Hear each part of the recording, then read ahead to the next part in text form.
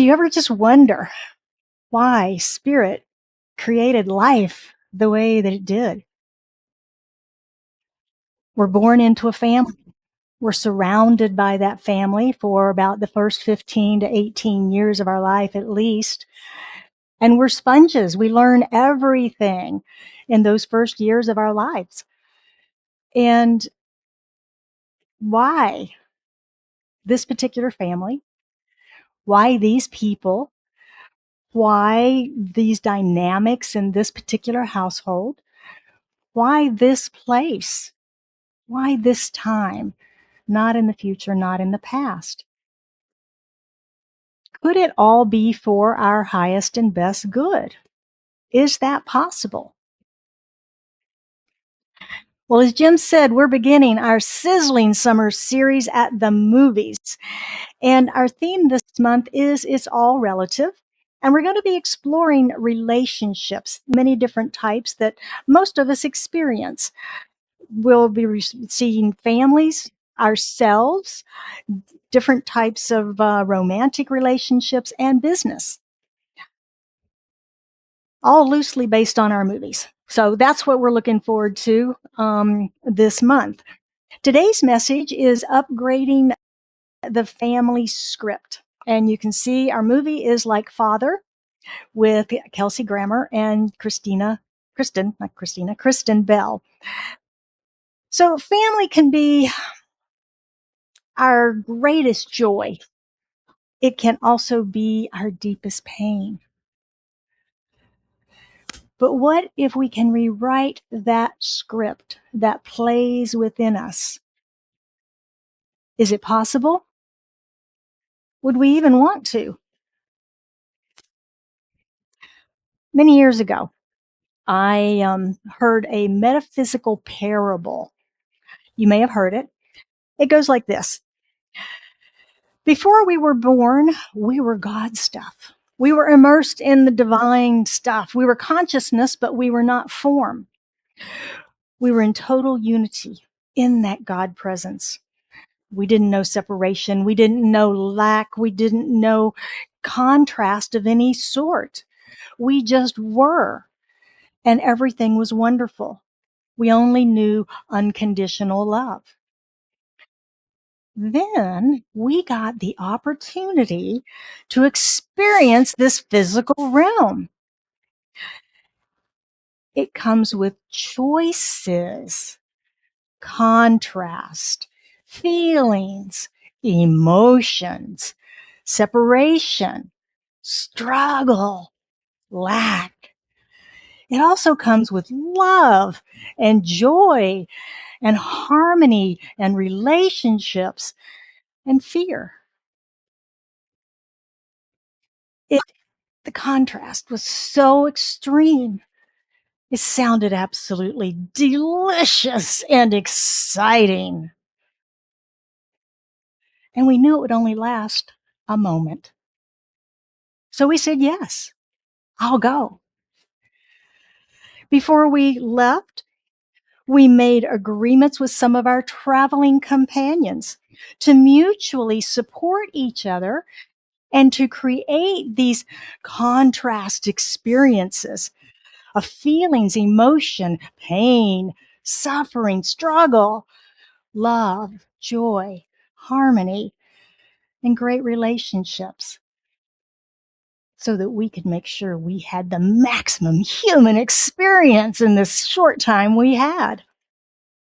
Then we got in another line and we got to choose the family that we would be born into and the place where we would grow up and live, start our lives. And then we lost control. And the rest is the story of your life. Now, whether there's any truth in this story or not, I don't recall.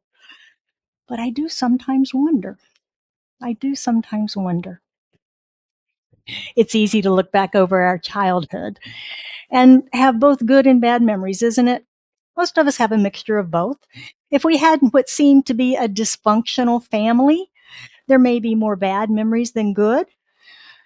Most of our parents, though, didn't receive an instruction book tied to our toes when we were born, did they?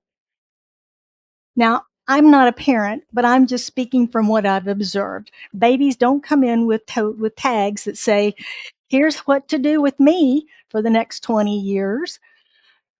We get to figure it out, don't we? And all parents make mistakes. All parents make mistakes. And that's the story of our movie today. The basis of it is a father and a daughter's journey to heal and rewrite that script of their life. For me, as I've been on this journey of my own journey, I've come to realize that rather than just simply blaming my parents for everything, that's easy, right? They're an easy target. It's their fault. They did it to me. Oh my gosh. I found greater peace for me by giving them some grace, and just recognizing they did the absolute best that they could with what they had at that time. Period. Because isn't that what we all do? I mean, we do the best we can in the moment. We may be incredibly emotional and not thinking clearly, but we do the best we can even in that environment. I think that's where most of us are. The problem is these stories that we make up, isn't it?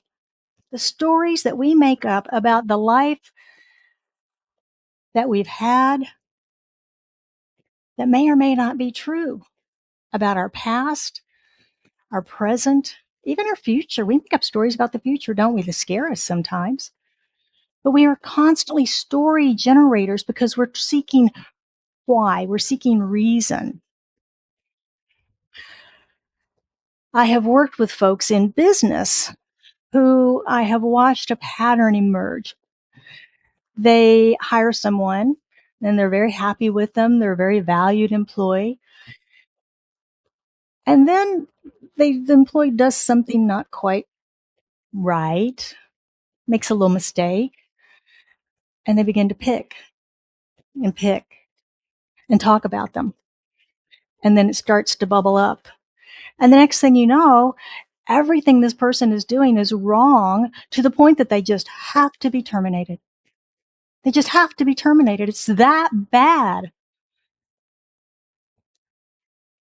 That's a spiritual principle, isn't it? What we focus on expands. So when we start focusing on the mistakes that someone's having, what happens? The mistakes get bigger because we're just focusing on them, putting them under a bigger and bigger microscope. Instead of working with the person in the very beginning when these mistakes began to happen, they chose to avoid the difficult conversation, the perceived conflict of having that conversation. And then because of the gossip gene that most humans have, others join that conversation, wanting also to avoid the difficult conversation. Isn't it funny, though, that the ultimate most difficult conversation is the actual termination of an employee?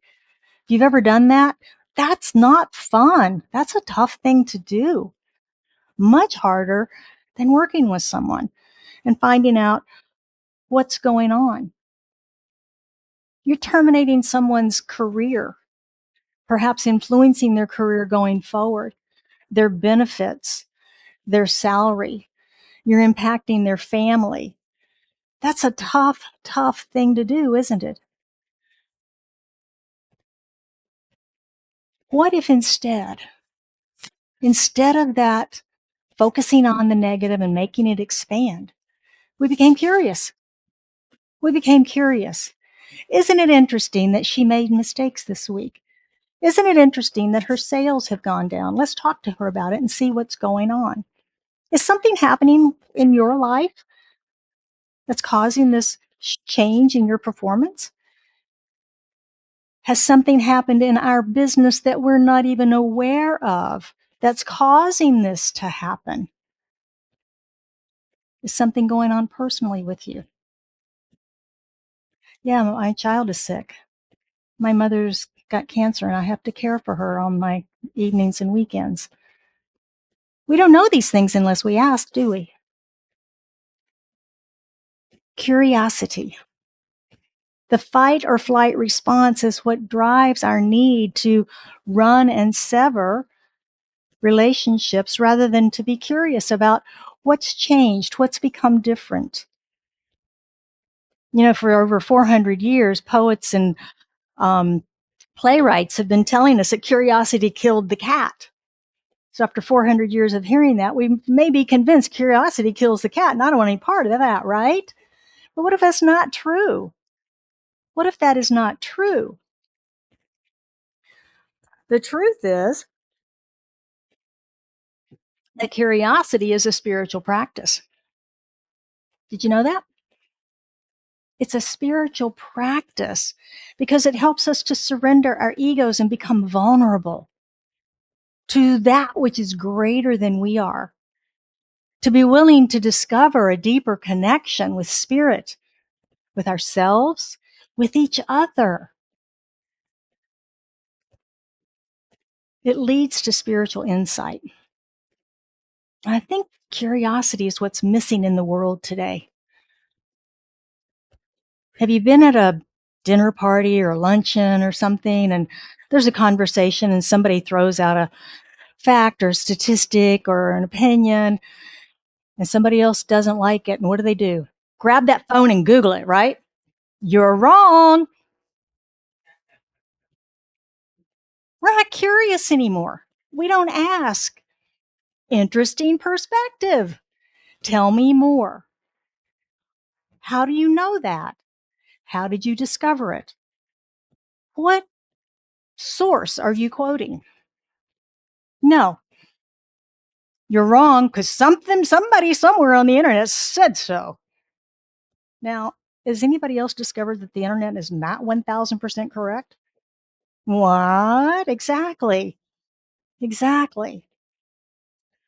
Become curious. Develop those relationships. It's a choice and a practice. But it requires us to release our grip on certainty. I've got to be certain. I've got to be right. I've got to live in this box, right? We have to be willing to be vulnerable. We have to be willing to be uncertain. Legs dangling firmly in thin air. We have to be okay with that, not knowing, but yet we want to be so aware of everything that's going to happen in our lives. What's going to happen tomorrow? What's my schedule? What's it look like? What am I going to do? Who am I going to see? What am I going to say? It's exhausting.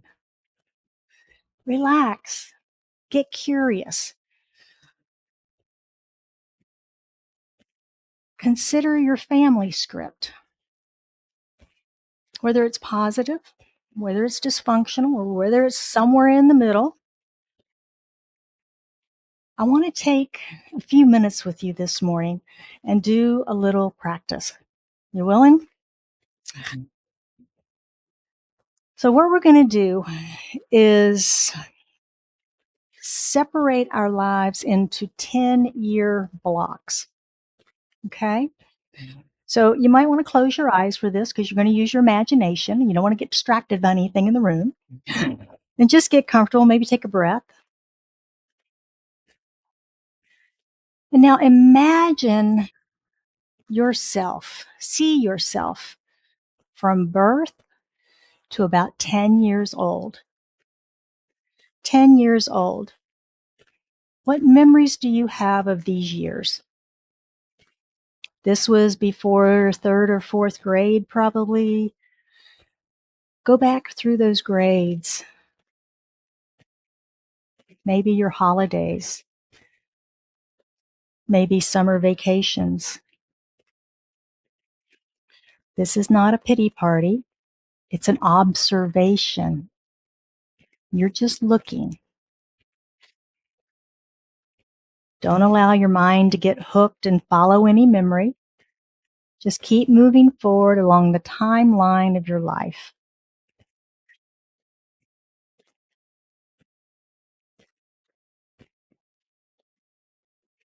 Moving ahead, let's consider the years between 11 years old and 20. These were those preteen, teenager, and young adult years. Perhaps college. What memories do you have?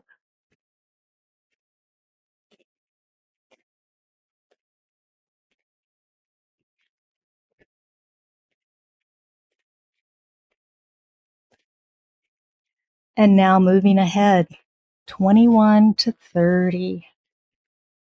Perhaps this was a time of freedom, independence, first career, marriage, starting a family.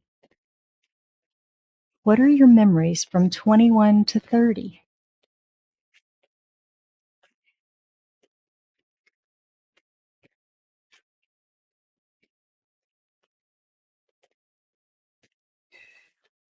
Spend a few minutes in the silence and just keep reflecting and moving forward through those next decades in 10-year blocks, 30s to 40s, 40s to 50s, 50s to 60s, and beyond, up until now. What happened to you in each of these decades of your life? What memories do you have?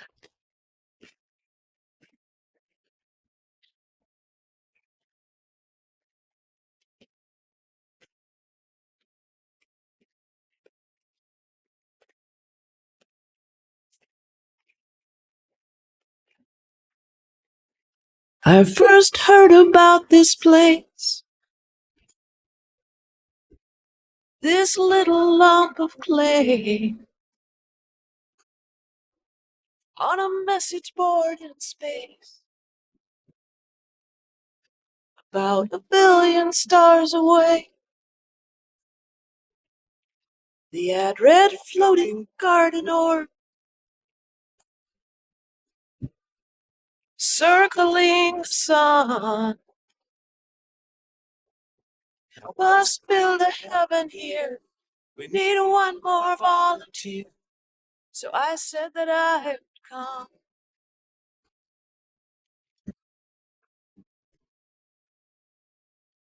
I was asked when I applied to name some service I could bring. I think service should be choice. So I said that I would sing.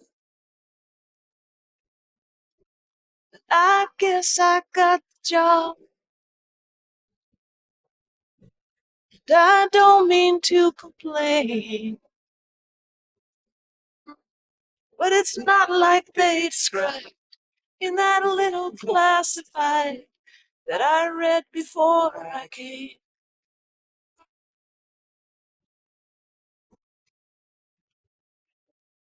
And I somehow missed a turn. Was this even the right place? Had I fallen for a scam? Or was it more a fall from grace? It's beautiful, alright. How I love the desert sky and the quiet mountain lake is enough to make me cry. But I did not come prepared for the density or strife, or the cruel and inhumane injustices and pain that can pass here for life.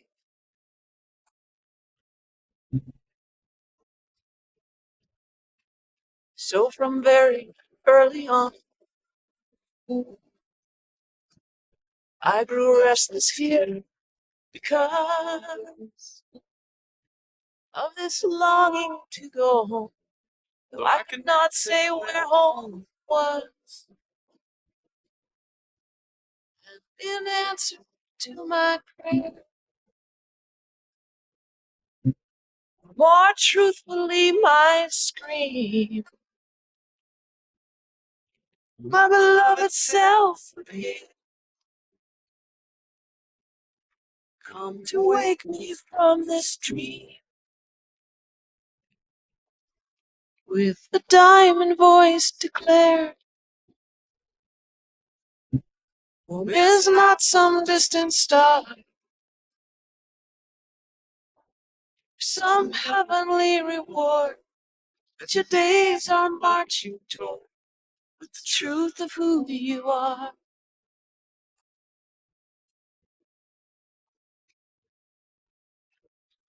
An awareness so immense, it holds all of this inside. As she spoke, my mind fell still, but my tears would not subside. From the arms of grace I knew that all suffering could cease. We could rest in this embrace. We just trusted in this peace. To even try to find the words can be a sacrilegious thing. So I'd just as soon be silent.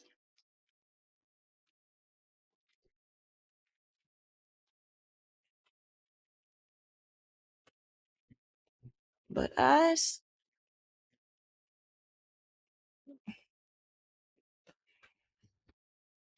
said that I would sing. When you're ready, you can open your eyes. That trip down memory lane is a powerful spiritual practice. And it can help us to see the events of our lives that have shaped us to who we've become, the choices and decisions that we made along the way. Some maybe felt like they were ours, and some maybe felt like someone else made them for us. We may have seen those who we've shared the journey with, whether it was for a moment or for a lifetime. That's your life up until now. Do you see how you've changed over all those years? Did you notice you were the observer in the whole thing? Being curious about life, the one inside of our minds and those stories that we know so well, and the life outside of us, the one that we experience. Being curious is a transformative practice. That's why so many of our practices on Sunday morning are personal inquiry. Pay attention to something, inquire about something, go within, listen. Be inquisitive of ourselves and the life around us. Sometimes doing the wrong thing for the right reasons can still be very painful, can't it? And we'll see that in our film today. One of the most profound lines in the film happens midway, 3/4 of the way through, when the daughter and the father are finally talking, and he was asking her about why she was marrying this particular guy, and she said, "I did not want to end up alone." And he said, "Fear of loneliness is a very powerful thing." And I thought that was a strong line in that movie. And I would take it a bit further and just say fear itself is a very powerful thing. Did you remember choices and decisions that were maybe made from fear? Yeah. As I've done this exercise over the years, and I've done it many times because I find it very powerful, I hope that you did too, to really chunk my life into these segments. You can do it in 5 years or 10. To really look and reflect on that decade of my life, to see how I grew, how I changed, what I learned, experienced.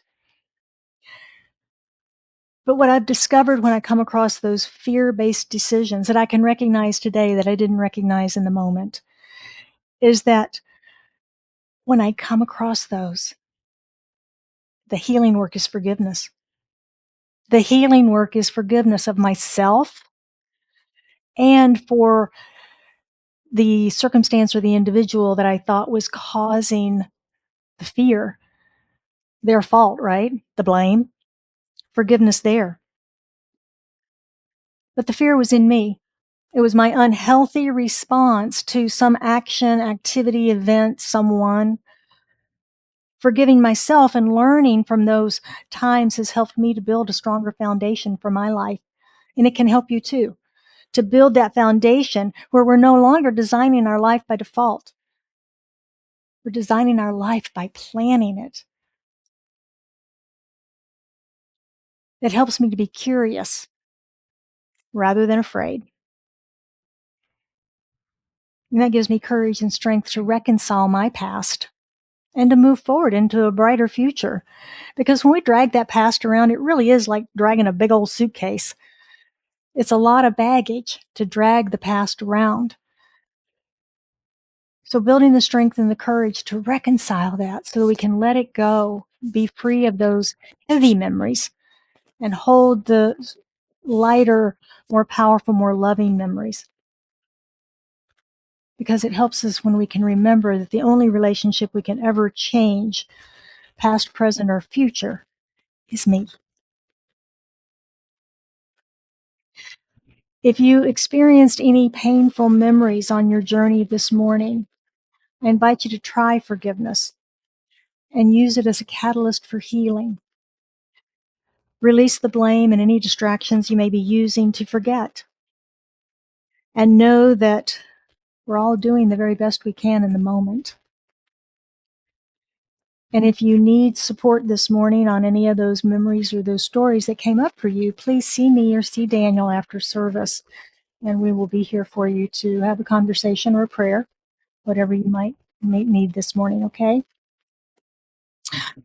So our spiritual practice this week is to be curious. It's to be curious. I invite you to set an intention to be curious each day. First thing in the morning when you get up, what delight will Spirit put on my path today? And then look for it. Pay attention to it, to what shows up. When you're in conversations with someone, ask them what they think before you give them your opinion. Be curious. Practice being curious rather than right. And then the second is to simply be grateful. When you get home in the evening and you're relaxing, pause and remember and be grateful for those unexpected things that I am sure are going to show up for you every day this week when you set that intention. Because that's how it works, isn't it? So be grateful for what showed up for you today. Learning to be curious will support us in healing our past and making better relationships going forward, today and in the future. So this morning, I want to close with an Ernest Holmes quote. And I love this teaching because it is so practical on so many levels, and the things that emerge from it continue to amaze me 25 years after studying it. He's talking about relative, and since we're talking about relationships, but he's not talking about relative like family relatives, but it's relative. He says relative is that which depends upon something else. All facts and forms are relative. Time, space, and motion are relative. Everything that is created is relative. Relativity is the play of life upon itself. It is changeless, but all change takes place within it. It is timeless, yet it gives birth to time. It is formless, yet it creates all form. Think about that in relation to relatives that you have. It's all relative because we are all one. This week, let's upgrade that family script. And so it is. So I will open the mic if anybody wants to talk about your journey down memory lane, spiritual practice of curiosity, or family stories, or healing, or just anything at all. Anybody have anything they want to talk about? Jim does. All right. Thank you, Jill. Mm-hmm. I realized during that exercise that over the last couple of months, I've really been living in my past. Mm-hmm. That my thoughts are just always what has happened before in my life. And I've had real difficulty looking forward and visioning for life moving forward. So, as part of my meditation practice this week, I'm going to be working on looking forward rather than backwards. Beautiful. Thank you, Jim. Thank you. Anyone else?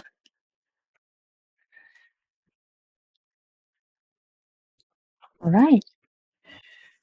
Thank you for sharing, Jim. Would you join me in prayer?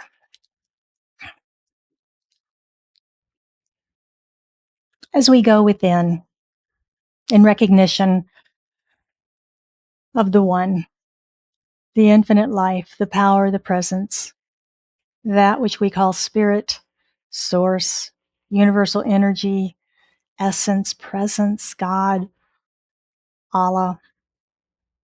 It doesn't really matter what we call it because it is infinite. It's nameless, but it is the all. And all of creation emerges from it.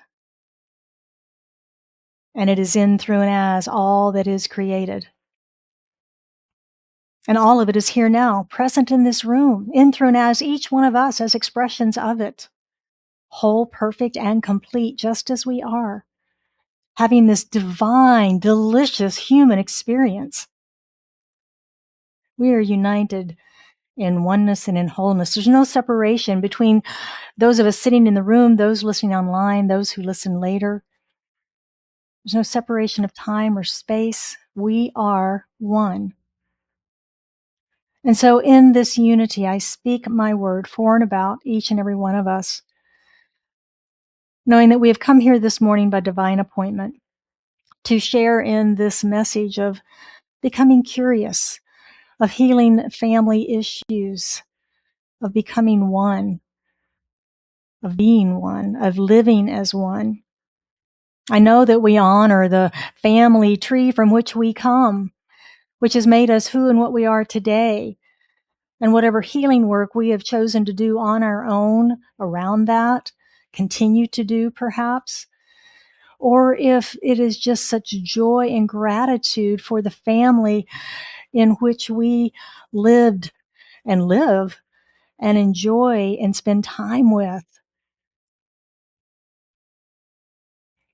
I honor the stories. We all have them. Because the stories are the stories of our lives, or the memories of who we are. It's the shared experience. And just knowing that as we step forward, move forward in life, that we are creating new stories every day. Rocking chair memories, we call them sometimes. The adventures and delights of our life on a daily basis that we carry forward, knowing that greater and greater possibilities expand through us, as us, each and every day, as we are open to them, to the greater yet to be of our awareness, our consciousness, our livingness. I bless this center, knowing that Scottsdale Center is a divine idea in the mind of God, has been, is, and always shall be. And I know that all who attend are blessed as we build this community and grow it in love, grow it in joy and expansion of our consciousness, which ripples out into the world like pebbles on a pond as we influence those around us, creating peace, creating harmony, bringing joy, and just being in love with it all. And I bless all faith traditions, knowing that there are many paths to the divine, but there's only one. And so it is with a grateful heart, filled with joy, thanksgiving, gratitude, that I just release this prayer into the action and activity of law, knowing that the word spoken is the word made manifest. It is already done. It is already so. And we affirm this truth together by saying, and so it is.